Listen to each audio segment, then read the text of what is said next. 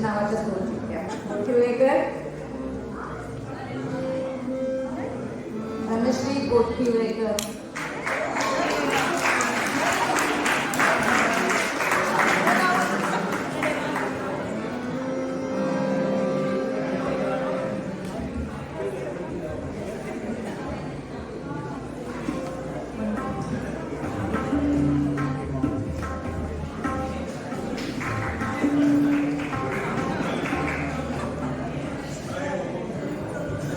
Trivedi, Trivedi. Okay, one more one. I think so.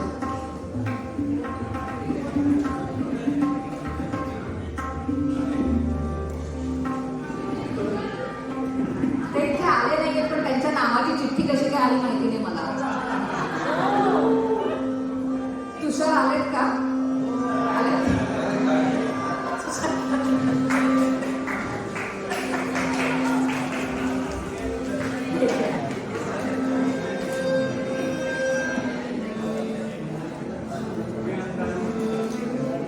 मी पाहिलंच नाही तुम्हाला.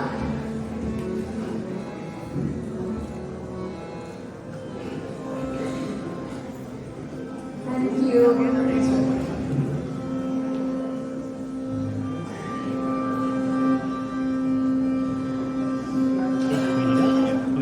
पॅकिंग वर लागले ना म्हणून तुम्ही सुरुवात करूया. झाला चहा?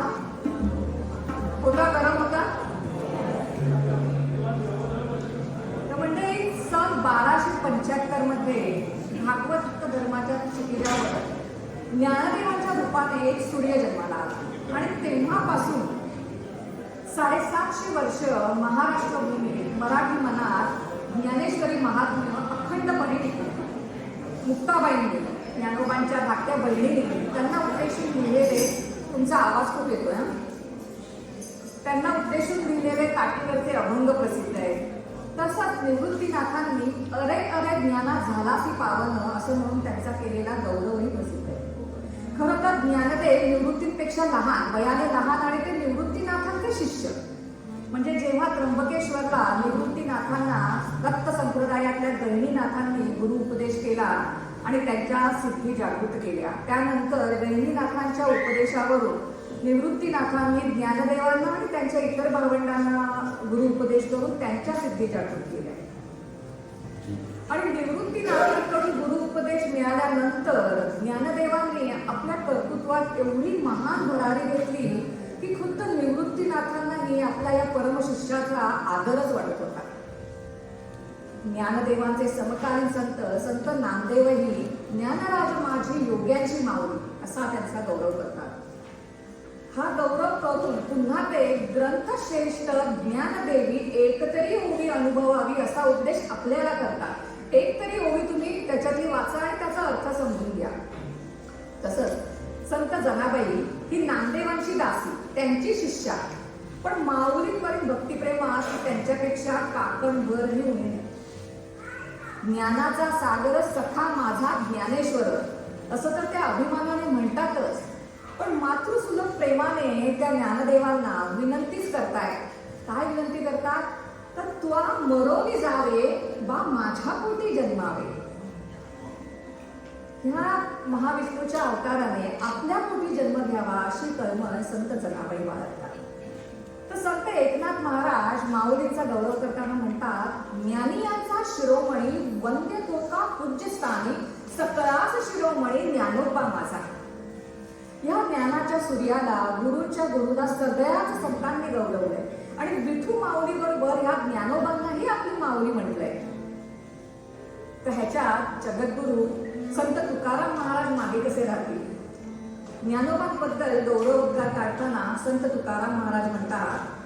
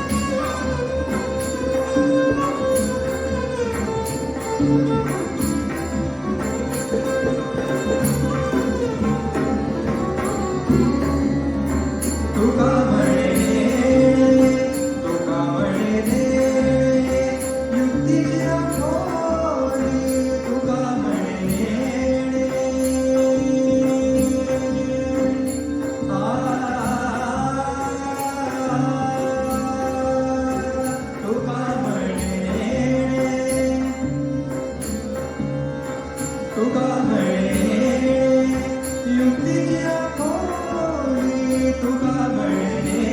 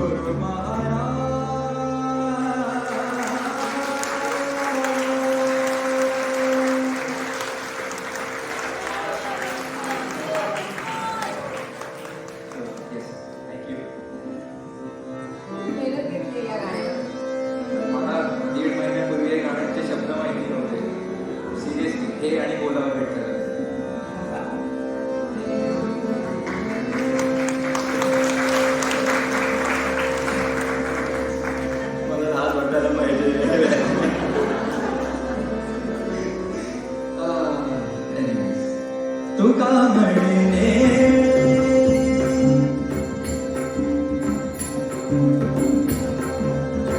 तुका म्हणणे युक्तीची अखोरी तुका म्हणणे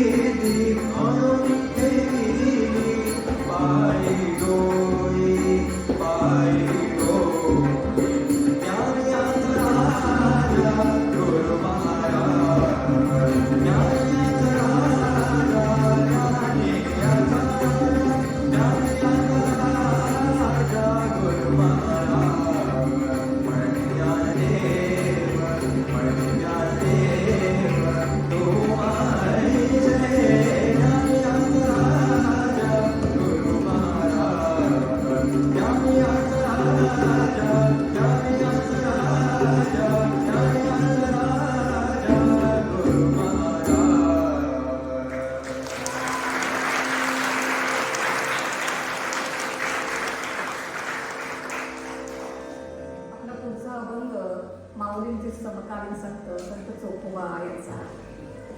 माऊलींच्या आणि ज्ञानदेवांच्या गुरुपदेशाने संत चोखोबांनाही अद्वैत साधलं गेलं होतं.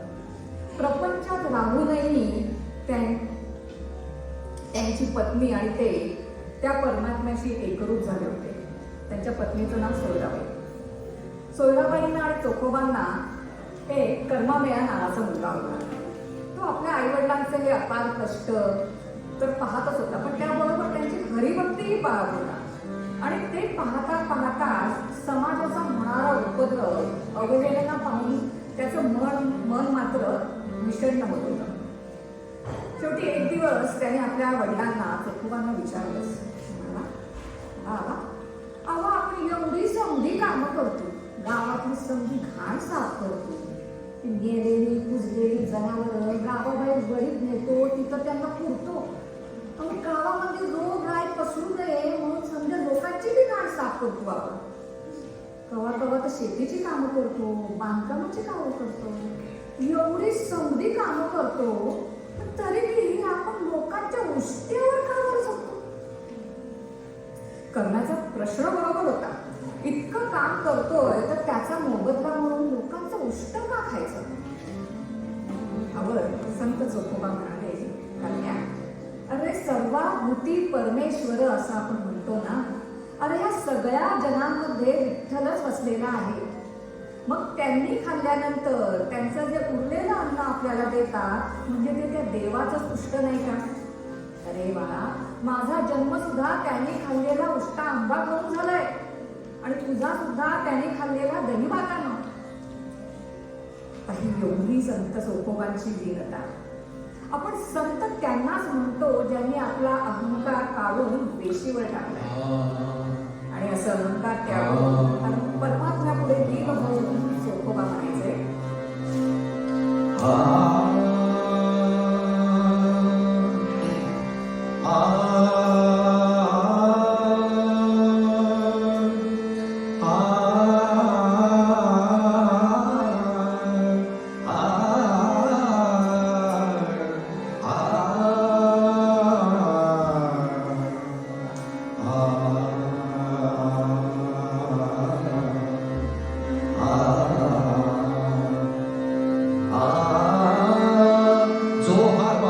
Johan,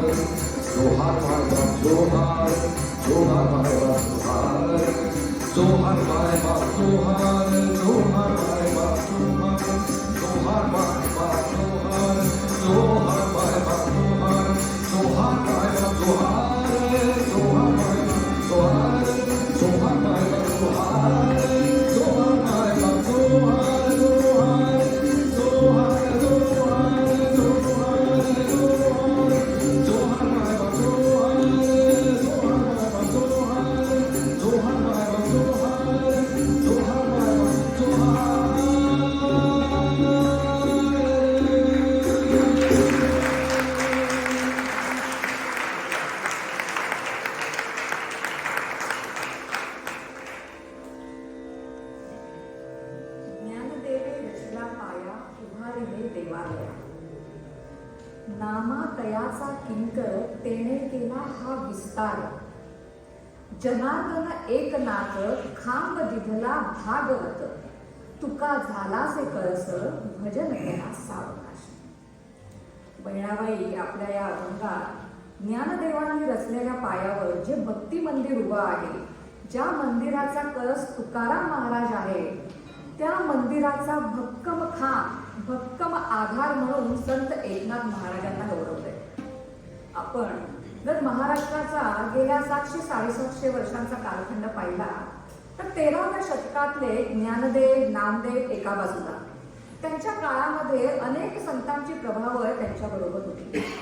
त्यानंतर साधारण 200-250 वर्षांनी एकनाथ महाराजांचा कालखंड. त्या काळात फारशी संतांची मांदियाळी आपल्याला दिसत नाही. आणि एकनाथांना ओलांडून पुढे गेलं की संत तुकाराम महाराज, रामदास स्वामी, त्यांचे शिष्य, मठपती हे 17व्या शतकातले. तेव्हा ज्ञानोबा आणि तुकाराम महाराज यांच्या मधला जो एकनाथांचा कालखंड आहे तो इतका दुर्दैवी आहे की ह्या काळात माऊलींची आठवणही लोकांना उरली नव्हती. माऊलींच्या समाधीचं स्थान लोकांना माहीत नव्हतं. नाथांनी ते शोधलं आणि ते लोकाभिमुख केलं. ज्ञानेश्वरीच्या शुद्धीचं काम नाथांना करावं लागलं. इतका विपरीत काळ. यवनी राजवटीत गांजलेल्या लोकांचं मनोबल वाढवण्याचं कार्य नाथांनी केलं. एकनाथ महाराज प्रसंगी हातात तलवार घेऊन यवनांशी लढलेले सुद्धा आहेत. ते सक्तीचं धर्मांतरण तेव्हा चालू होतं. घरात पूजा अर्चा होम करायला बंदीच होती. मग वारीसारखा विषय तर लांबच राहिला. तर मग ह्यावर उपाय म्हणून एकनाथ महाराज म्हणतात, वारीला जाता येत नाहीये ना, पण तुमचं मनोबल इतकं वाढवा की तुमची काया ही पंढरी आणि आत्मा हा विठ्ठल झाला पाहिजे. पण काया ही पंढरी आणि आत्मा हा विठ्ठल होण्यासाठी मनोबल वाढवायचंय. पण मग ते मनोबल कसं वाढवायचंय हे सांगताना एकनाथ महाराज म्हणतात,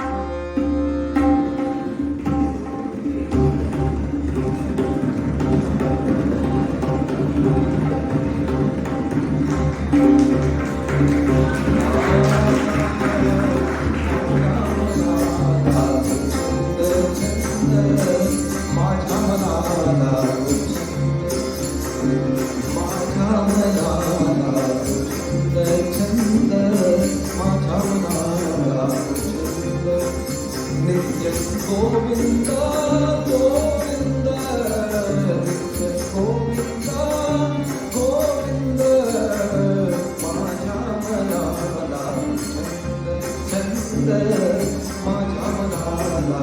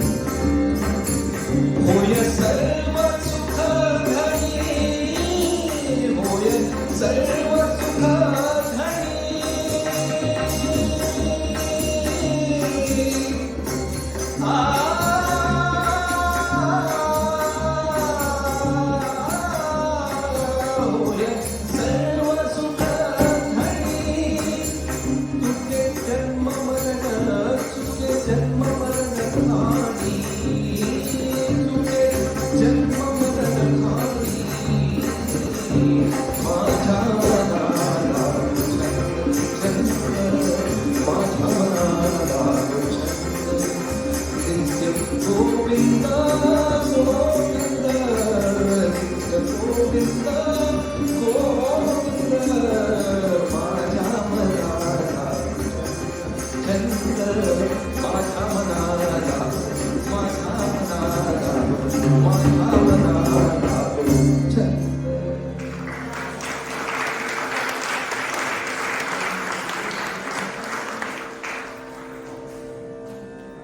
आपल्या अध्यात्मामध्ये सगुणाच्या पूजेबरोबरच निर्गुण निराकाराचं महत्त्वही सांगतात.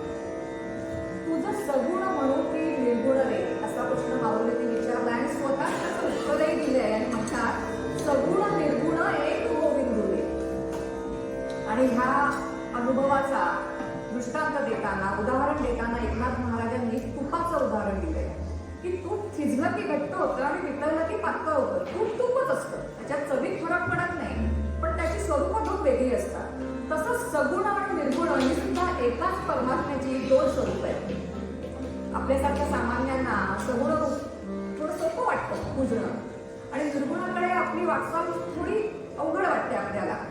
पण सगुणाची उपासना करता करता काही काळाने जी तन्मयता येते त्याच तन्मयतेतून निर्गुण उपासनेचा मार्ग सुकर होतो. म्हणजे सगुण उपासनेनंतर निर्गुण उपासनेचा मुक्काम येतो.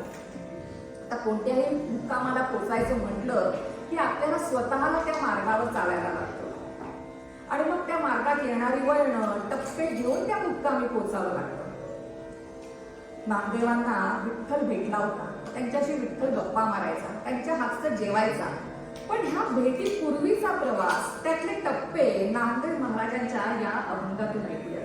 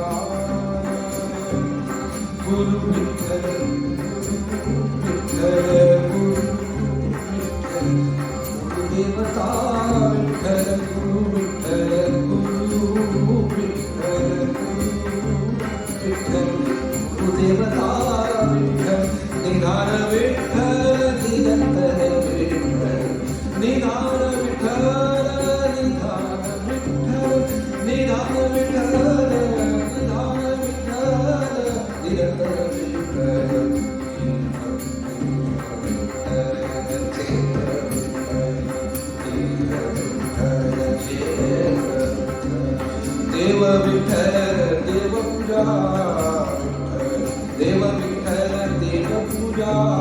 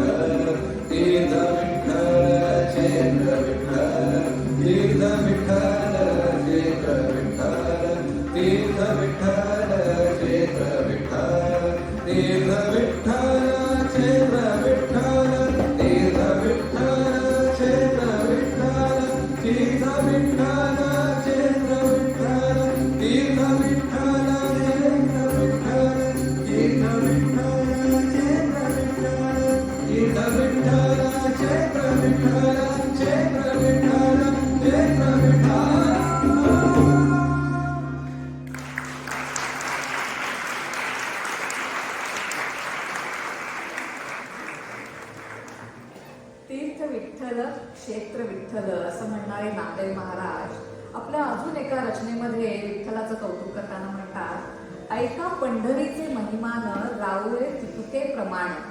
ऐका पंढरीचे महिमान रावळे तितुके प्रमाण. तेथील तृण आणि पाषाण तेही देव जाणावे. म्हणजे पंढरपुरातल्या साध्या गवताला आणि दगडांनाही पांडुरंग स्वरूप मानलेलं आहे आपल्या संतांनी. एवढंच कशाला, पण तिथल्या पाषाण मूर्तीला या संत महात्म्यांनी सजीव साकार रूप दिलंय आणि या सजीव रूपात ते त्यांच्या माऊलीला म्हणजे त्यांच्या आईला पाहतात. आता या आईचं माऊलीचं घर म्हणजे माहेर आणि या माहेरला जाण्याची माऊलीला भेटण्याची ओढ प्रत्येक भक्ताला प्रत्येक वारकऱ्याला असते.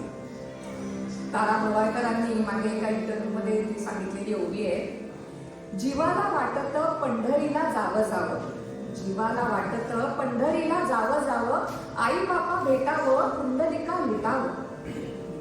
विठ्ठल माझा पिता, विठ्ठल माझा पिता, रुक्मिण माझी माता, कुंडलिक माझा भाऊ आणि बहीण चंद्रभागा. आषाढीला नाही गेले, आषाढीला नाही गेले, कार्तिकीला जाईन गे, देव पंढरीचा विटे उभा पाहिन गे. अशा या अवघ्या महाराष्ट्राची माऊली म्हणजे विठू माऊली आणि माऊलीचं घर म्हणजे पंढरपूर आणि म्हणून संतांसाठी वारकऱ्यांसाठी त्यांचं माहेर ठरलंय. संत एकनाथही या माहेरचं कौतुक करताना त्यांच्या माहेरचा ऍड्रेसच आपल्याला देतात आणि म्हणतात,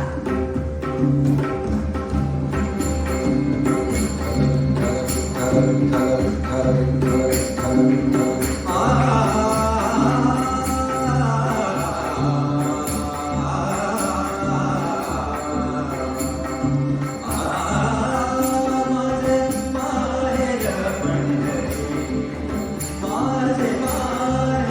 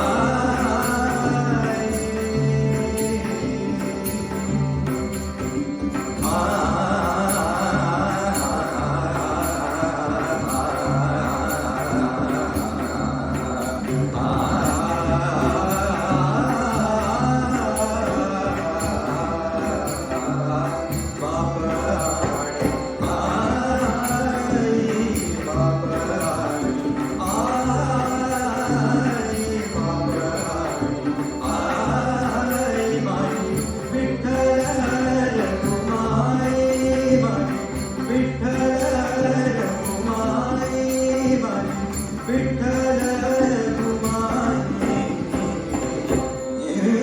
माझे माहेर पंढरी माझे माहेर पंढरी माझे माहेर पंढरी आहे दिवरे जाती आहे दिवरे जाती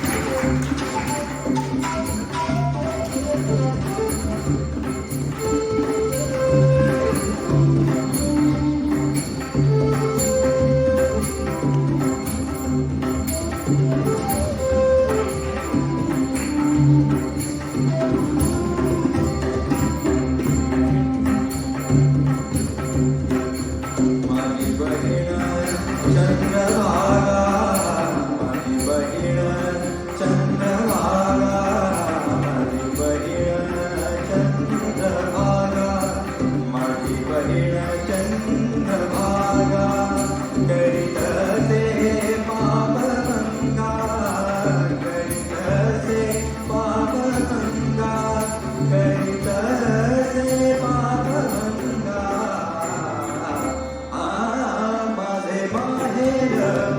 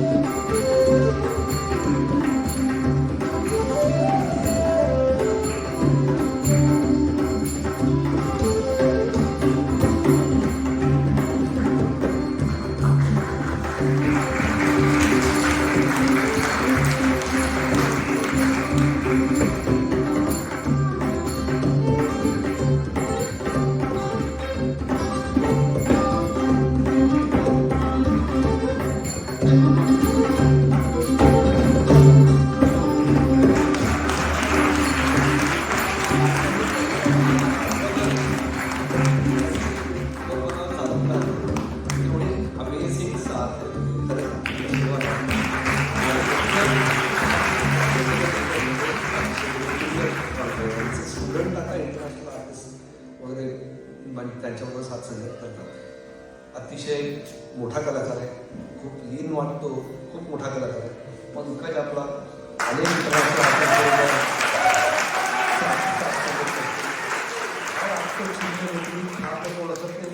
परंतु मोठं चॅलेंज घेतलं. म्हणजे मी त्याला मृदंग घेतला आणि सांगितलं की म्हणजे वाजवायचं म्हणून. कारण माझा आहे ज्याच्या मागला करतो त्याचा मोबाईलमध्ये काहीतरी चेक करतोय, पण त्याला मी विचार होतं, पण त्याला वेळ नव्हता अनफॉर्च्युनेटली. पण ह्याला मी सांगितलं मी घेतलाय मृदंग, आता काय करायचंच आहे करायचं. पण अमेझिंग साथ संगीत, खूप थँक्यू सो मच.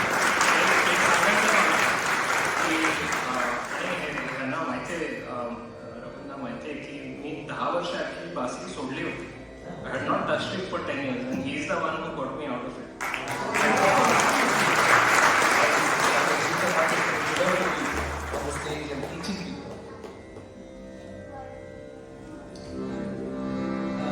माझे माहेर पंढरी, माझे माहेर पंढरी, आहे देवरे काली.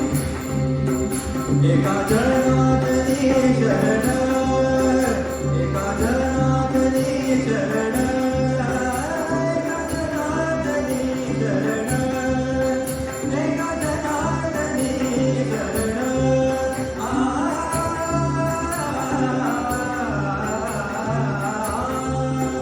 एका जनातनी शरण, करी माहेरची आठवण, करी माहेरची आठवण, करी माहेरची आठवण. माझे माहेर पंढरी, माझे माहेर पंढरी, माझे माहेर पंढरी, आहे देवरे काली, आहे देवरे काली. माझे माहेर, माझे माहेर, माझे माहेर पंढरी.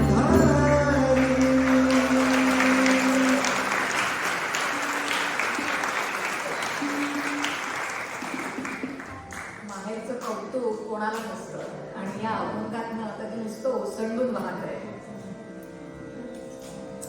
माहेरी या विठ्ठलाला माऊलीला भेटायला जातानाचा आनंद तर आहेच आहे.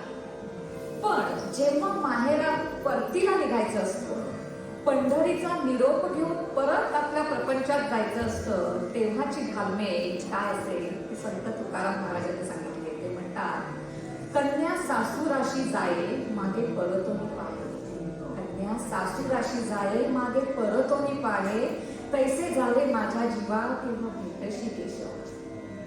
निरोपाची ही घालमेल आता माझ्याही मनात जाणवायला लागली. तुम्हा माऊली स्वरूप श्रोत्यांचा प्रतिसाद, ही कृपा अशीच राहते आणि सारखं सारखं तुमचे आभार मानून ते बोथट नाही करणार, कारण कायम तुमच्या ऋणात राहायचंय.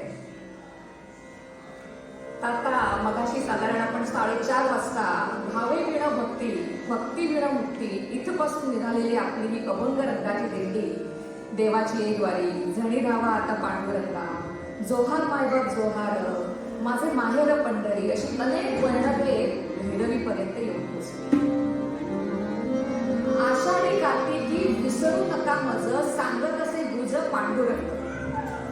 पण ह्याच भक्त व्यवहार देवाच्या मागणीवर त्याचे चेले म्हणजे त्याचे भक्त त्याला त्याच्याच शब्दात अडकवतात आणि म्हणतात, हेची दान देगा देवा तुझा विसर न व्हावा. आपणही हेच मागणं त्याच्याकडे मागूया. पण त्याआधी या वैकुंठीच्या रायाच्या नामरंगानं पंढरीप्रमाणेच हा ब्रॅकेट हॉलही करून टाकूया. काय म्हणतात?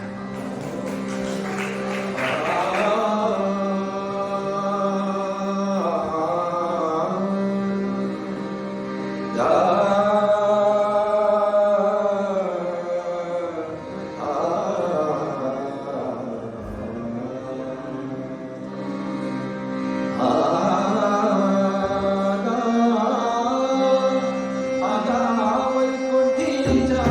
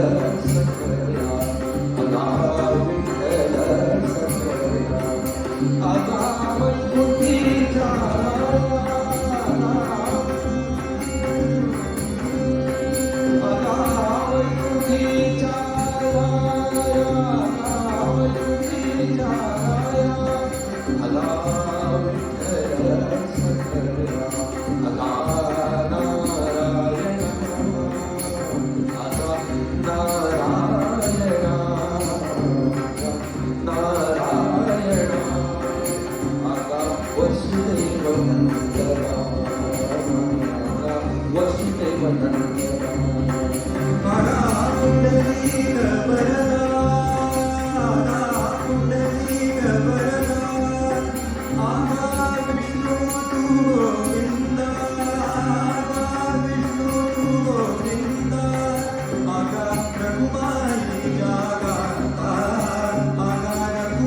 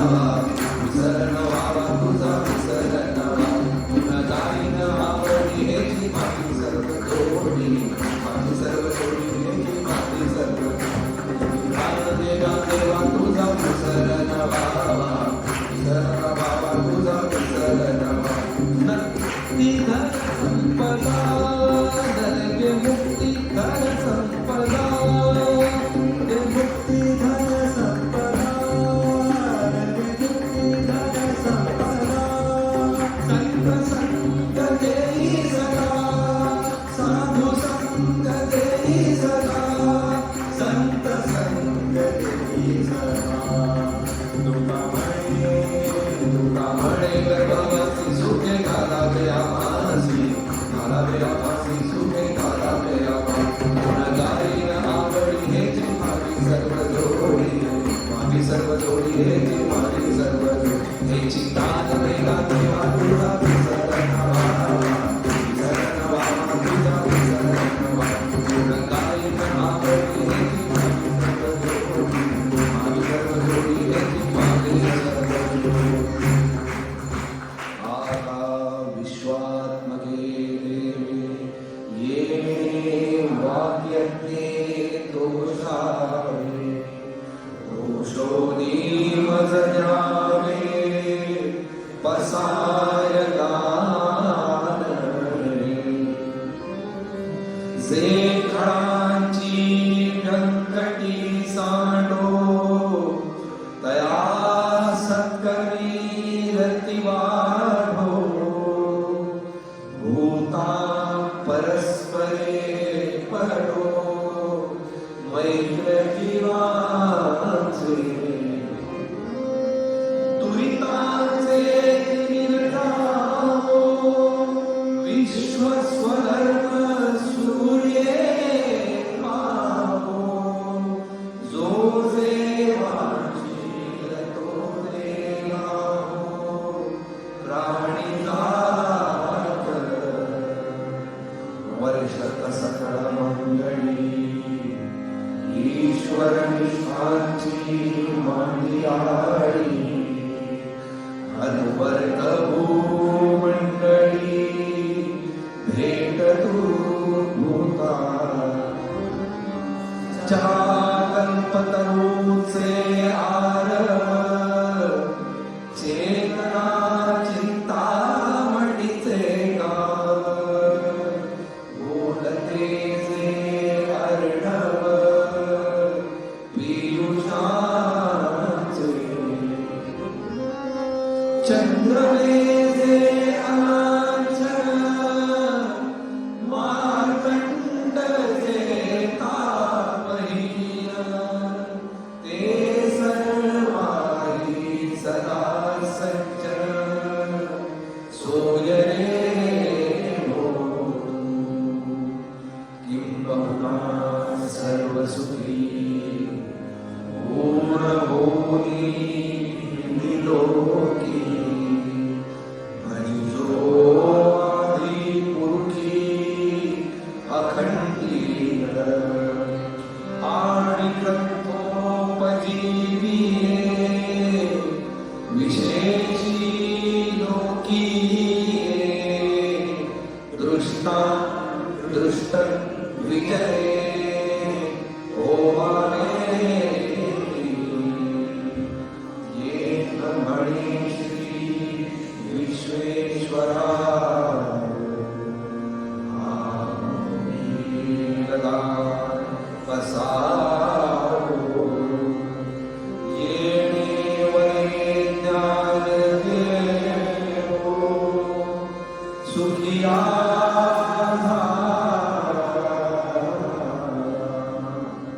सुखिया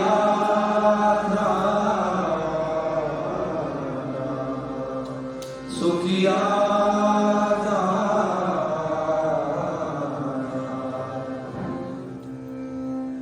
ज्ञानेश्वर महाराज